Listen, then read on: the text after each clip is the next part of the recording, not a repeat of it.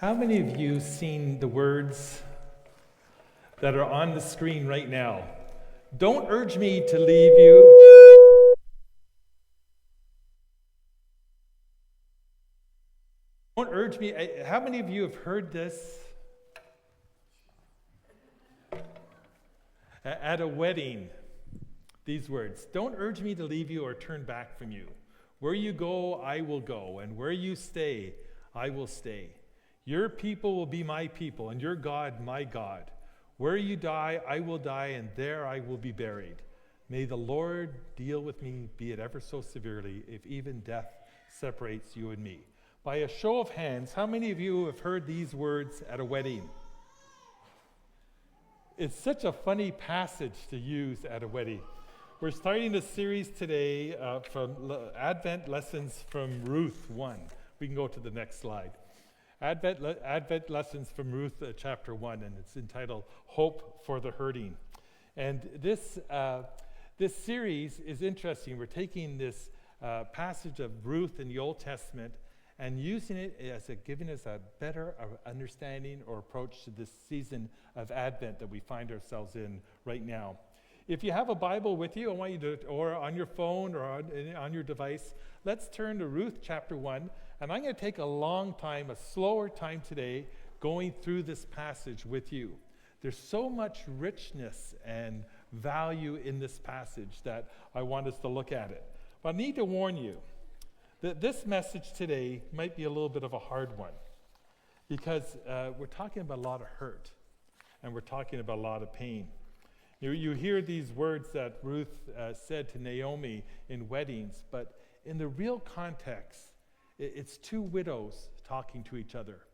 It's a young widow who's lost her husband talking to her mother-in-law who lost her husband and had lost her two sons, and they are in grief and they're in sorrow, and they're just not sure what they're going to be doing next or what's going to be taking place. Let's look, and we're going to slow down. We're going to go through this passage pretty slowly, starting in Ruth chapter 1, verses 1 and 2. In the days when the judges ruled, there was a famine in the land. So a man from Bethlehem in Judah, together with his wife and two sons, went to live for a while in the country of Moab. The man's name was Elimelech. His wife's name was Naomi, and the names of his two sons were Mahlon and Kilion. They are Ephrathites from Bethlehem, Judah, and they went to Moab and lived there. So let's just pause and set the scene of what's taking place here. Here's a family living in Bethlehem, the city that we think so much of around Christmas time. The city whose name means the city of bread. But there's famine in the land. And this family, the father, mother, and two sons, leave Bethlehem, the promised land, and they go into Moab. Now, the history between the Israelites and the people of Moab was a thing with a lot of conflict. You could look in your own Bibles in Genesis 19 to get a little more of the background of the story. But these communities have struggles with each other. People of Moab weren't accepted in by the Israelites. But here is Elimelech making a decision with Naomi and his two sons to go into this foreign, oppressive land. A land where idolatry took place, a land that was against God. And it's interesting, Elimelech's name, his name means God is king. But what is this person whose name means God is king? He's taking his family and he's going into a foreign land, a land that is opposed to the things of God. It says at the beginning of this passage, in the days when the judges ruled. This is about 1100 BC, the time before Christ. And it was a time when we're told in this verse, that'll come up on the screen, Judges 21, verse 25, in those days Israel had no king, and everyone did as they saw fit. There was all sorts of trouble. And if you want to read a crazy, wild story in the Bible, read the book of Judges. Like character after character come out in this book that just, as a young person, I used to enjoy reading Judges a lot. You know, it was kind of crazy, crazy stories. But the land was in chaos. The land was in struggle and all sorts of problems. But the story that we're looking at today is truly a love story. It's a love story that has tragedy, loss, despair, hope, triumph, loyalty, and romance. So you're in for a little bit of a ride here today, but I'm not going to finish all of Ruth today. We're only looking at Ruth chapter 1 that deals more with the pain. And as I thought about this passage, and I thought about how it applies to us, I think this is a truth that we need to hold on to. Anticipate real hardships in life. None of us get through free and easy. All of us face difficulties and challenges in one way or the other. Look at verses 3-5 of Ruth chapter 1. Now Elimelech, Naomi's husband, died, and she was left with her 2 sons. And they married Moabite women, one named Orpah and the other Ruth. After they lived there about 10 years, both Mahlon and Chilion also died, and Naomi was left without her 2 sons and her husband. Think about the grief and the sorrow that this woman was facing. A decade earlier, they make a decision to move as a family from Bethlehem to Moab, hoping for a better life, hoping that things are going to go better for them. And what happens? Tragedy after tragedy takes place. Elimelech dies. It's tough being a widow in those times, but at least she has her 2 sons who are going to be able to look after her. Her 2 sons marry local Moab women outside of the people of Israel, and there must have been maybe some disappointment in Naomi in that. But she has her 2 sons, and her 2 sons both pass away. Sadness, sadness, sadness. These verses won't come up on the screen, but you can listen to them. Look in verse 6. When Naomi heard in Moab that the Lord, that's Yahweh, had come to the aid of his people by providing food for him, she and her daughters-in-law prepared to return home from there. With her 2 daughters-in-law, she left the place where she had been living and set out on the road that would take them back to the land of Judah. You see, in that time, in that day and age, for a woman who was a widow, there was no hope, there was no security, no home, no provision, nothing. It was an extremely challenging, hard time to live in. And she was considering with her 2 daughter-in-laws about making this trip to go back to where she came from, but to go back to Bethlehem. And there's some beautiful, beautiful interactions between Naomi and her 2 daughters-in-law. I'm seeing love here being expressed in such a beautiful way. As they start on this road, think about traveling from here, from Halifax to just outside of Truro. It's about 80 kilometers a journey they're going to make. But they don't have the benefit of the 102. They're on a road. They're on a path that's mountainous. They go towards the lowest point on earth, and they have to climb up to Jerusalem and eventually on to Bethlehem. It's an arduous, difficult journey that they're on. Life is like that. It can be extremely difficult and extremely hard. In verse 8, again, this won't come up on the screen. Then Naomi said to her 2 daughters-in-law, "Go back, each of you, to your mother's home. May the Lord show you kindness, as you have shown kindness to your dead husbands and to me. And may the Lord," that's Yahweh, "may the Lord grant that each of you will find rest in the home of another husband." Let's bring that verse up on the screen. May the Lord grant that each of you will find rest in the home of another husband. I had to have this conversation with Pat. Do I bring you rest, dear? Or do I make more work for you? I think it's probably more work than rest.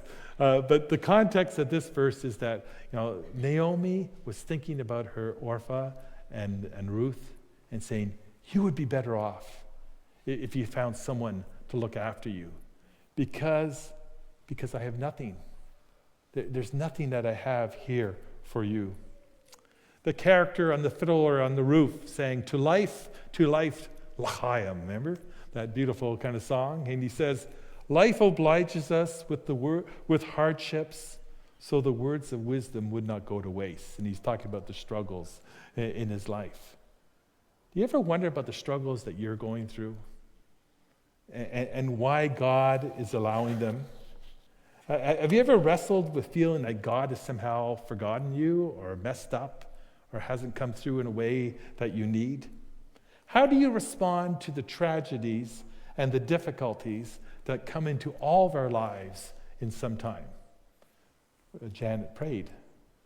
Family issues, health concerns, financial issues, profound loneliness. How do you deal with all these things?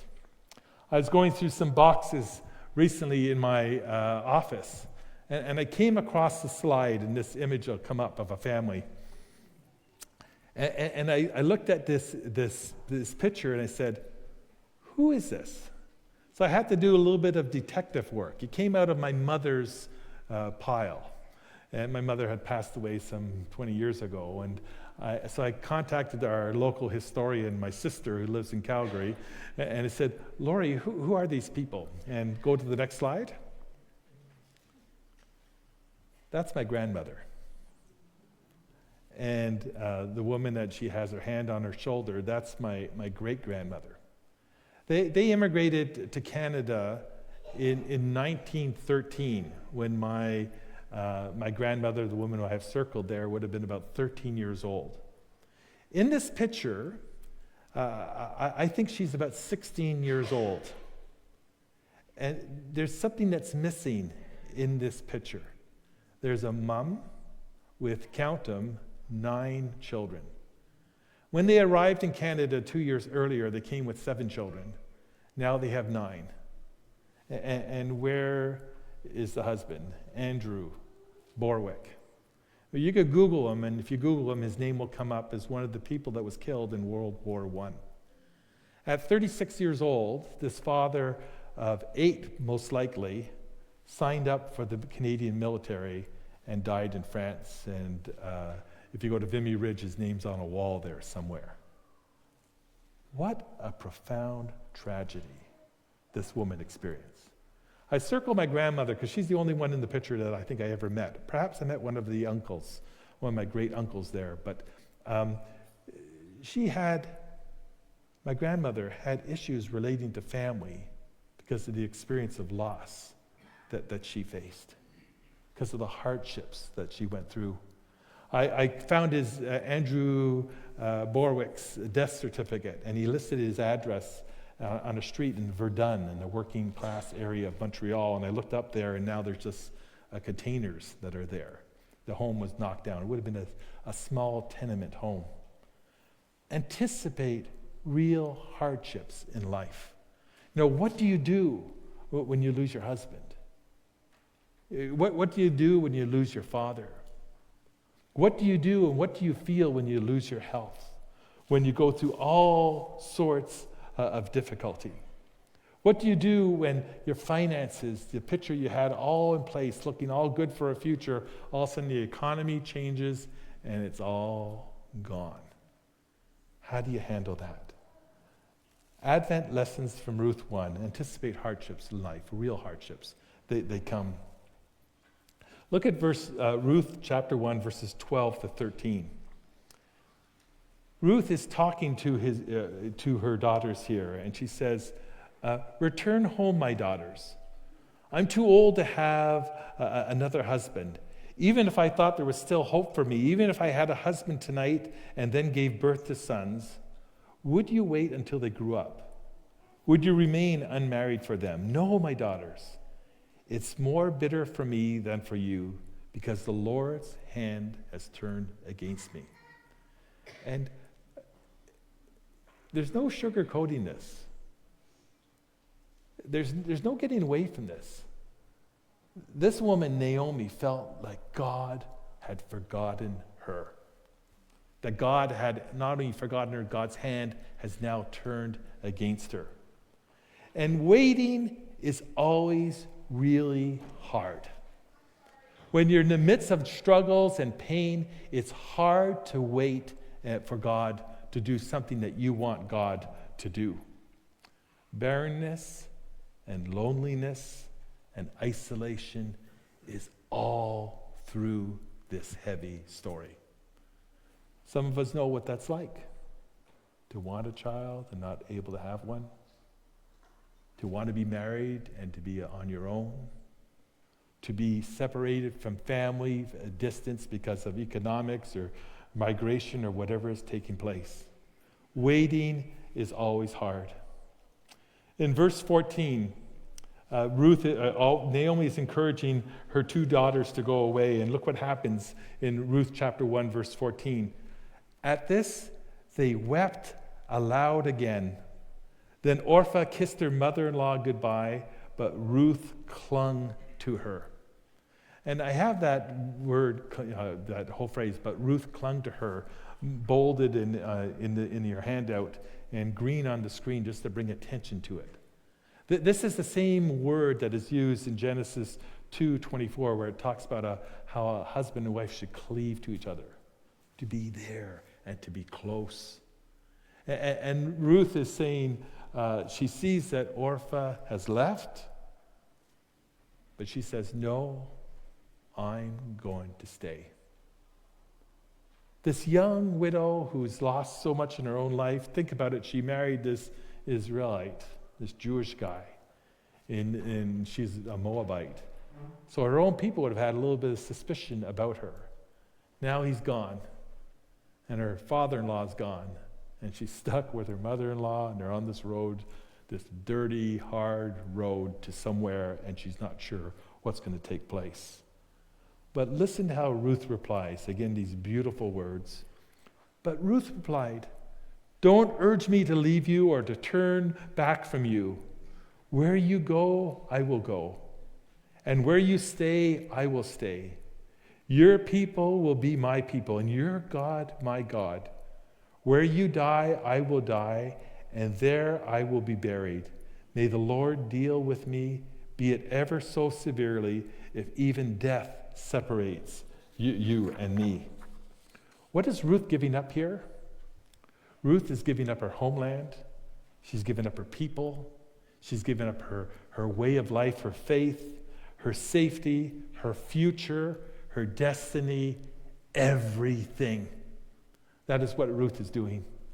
God has touched her life in such a way that she makes this commitment to her mother-in-law. I kind of evaluated my own relationship with my mother-in-law. Did I ever say anything as beautiful as that to my mom, my mother-in-law? No, sadly I haven't. But Ruth is an example to us of how to handle grief and sorrow when it comes into your journey, when it comes into your life. In the midst of your own pain, love others. Don't waste the hard things that you're going through. And don't hold them or hide them or bury them in a negative way in your life, but use them to step out and to be a blessing to others. You've been fired? Well, welcome to the club. You could share that with other people. You've had a marriage fall apart and you've signed the divorce papers and you know what it's like to be lonely on that first Christmas or the first Thanksgiving. Don't waste it. In the midst of your own pain, love others. There's something profoundly helpful in doing so. Instead of being overcome with sorrow and sadness about poor Ross, you take it and do something with it. And be amazed how God can use that. This passage for me in 2 Corinthians 1, verses 3 and 4 is a very powerful one. All praise to the Father of our Lord Jesus Christ. God is our merciful Father and the source of all comfort. He comforts us in all our troubles so that we can comfort others. When they are troubled, we will be able to give them the same comfort that God has given us. So whatever sorrow that you've experienced, just know that you're not alone in that. And that when you share your life, when you show love to others, it encourages you. Think about your opportunity when you get that diagnosis at the hospital and you have to go to the Dixon building for your radiation treatments or your chemotherapy. You have a platform to share Jesus there that other people will listen to. You can show it. You have a platform when you have loss in your own life to show the love of God to others. You don't have it all figured out. Certainly Ruth didn't have it all figured out at this point. But in the middle of those verses, 16 and 17 and 18, Ruth says, your God will be my God. She had a spiritual encounter that changed everything in her life. And look at Ruth's response, or Naomi's response in verse 18. When Naomi realized that Ruth was determined to go with her, she stopped urging her. Naomi knew she was beat at this point. Here's this beautiful character, Ruth, holding on to her mother and making her mother-in-law and making this commitment to be with her, no matter what is going to be taking place. So they continue on this journey. They start the walk. In verse 19 it says, so the two women went on until they came to Bethlehem. When they arrived in Bethlehem, the whole town was stirred because of them. And the women exclaimed, can this be Naomi? What was she experiencing, Naomi and Ruth, as they were walking back to Bethlehem? What was going to be the response? They didn't have the benefit of FaceTime or emails or airmail or local postal service. It's been a decade since she's been there, and she's walking back into town, and people are saying, "Is that Naomi? It could be. I think so." And who is with her? Think about Ruth, a Moabite woman, going into Israelite territory, in a sense, enemy territory, knowing that she's going to have racism against her, that there's going to be prejudice and people won't want to accept her because she is different from them. Think about what Ruth must have been thinking about as they're going towards Bethlehem. Look at verses 20 and 21. Naomi says to these people, "Don't call me Naomi," she told them. "Call me Mara, because the Almighty has made my life very bitter. I went away full, but the Lord has brought me back empty. Why call me Naomi? The Lord has afflicted me. The Almighty has brought misfortune upon me." Again, these are hard words here.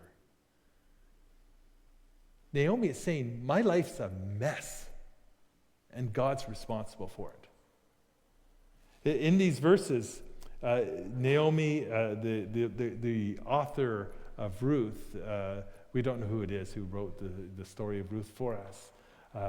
The author uses two words for God. Because the Almighty, that's the word Shaddai that we have, or the Lord, which is Yahweh. Naomi is realizing that somehow God is letting this happen in her life. Have you ever wrestled with God feeling that God is far from you? That the situation that you're experiencing is just overwhelming and too much? Being a parent, being a son, being a partner, going to work. That the situation that you're facing is just overwhelming you, and somehow God's response is just seem to be silent, or maybe even more than that. But I think we see in this interaction that Naomi is having with the people, an idea that's important for us to grab hold of. And the idea is that God is both good and God is great. Now, when you think about your own particular struggle and the thing that you're going through, can you really say that? That God allowed me to get sick, and that's okay. Or God allowed me to lose this relationship, and that's okay. Or God has allowed me to struggle with this addiction or this mental health concern that I've had now for decades, and it's okay. God is both great and good. I think the words in the example that we see in Naomi is really setting the scenes for what we're going to see in Ruth chapters 2, 3, and 4. I warned you at the beginning of the service that this message would be a hard one and heavy, and it's not going to be all wrapped up with a bow at the end, but there's some encouragement we have here as we continue to go through this passage. There's hope for the coming harvest. The last verse we have in Ruth chapter 1 is this. So Naomi returned from Moab, accompanied by Ruth the Moabite, her daughter-in-law, arriving in Bethlehem as the barley harvest was beginning. If you have your outline with you, and we encourage people to grab an outline when they come into the church, you could circle this. So Naomi returned from Moab, circle Moab, accompanied by Ruth the Moabite, circle Moabite. The author of the story wants us to have a clear understanding that God is doing something special here. God's taking the people that have been rejected in the past, and he's bringing them into his kingdom work, and something special is going to take place. And the little encouragement that we have here is that they were arriving in Bethlehem as the barley harvest was beginning. So for any of you who are struggling right now, for any of you who are feeling overwhelmed with the situation that you're dealing with, anticipate a harvest from God. Anticipate good things ahead. But these women are still stuck. They don't have family. They don't have a home. They don't know what's going to be taking place next. And if you want to hear the end of this story, you're going to have to come back next week, the week following, and the week after that. Sorry for setting you up that way, but I have a long quotation here from an excellent book. It's Phil Yancey's Where is God When It Hurts? He writes, where is God when it hurts? He's been there from the beginning, designing a pain system that still, in the midst of a fallen, rebellious world, bears the stamp of his genius and equips us for life on this planet. He has used pain, even in its grossest forms, to teach us, asking us to let it turn us to him. He has stooped to conquer. He has watched this rebellious planet live on, mercifully allowing the human project to continue its self-guided way. He has let us cry out and echo Job with louder and harsher fits of anger against him, blaming him for a world that we have spoiled. He has allied himself with the poor and the suffering, establishing a kingdom tilted in their favor, which the rich and powerful often shun. He has promised supernatural strength to nourish our spirit. He has dignified for all time those who suffer by sharing in their pain. He is with us now, ministering to us through his Spirit and through members of his body who are commissioned to bear us up and relieve our suffering for the sake of the head. He is waiting, gathering the armies of good. One day he will unleash them. The world will see one last explosion of pain before the full victory is ushered in.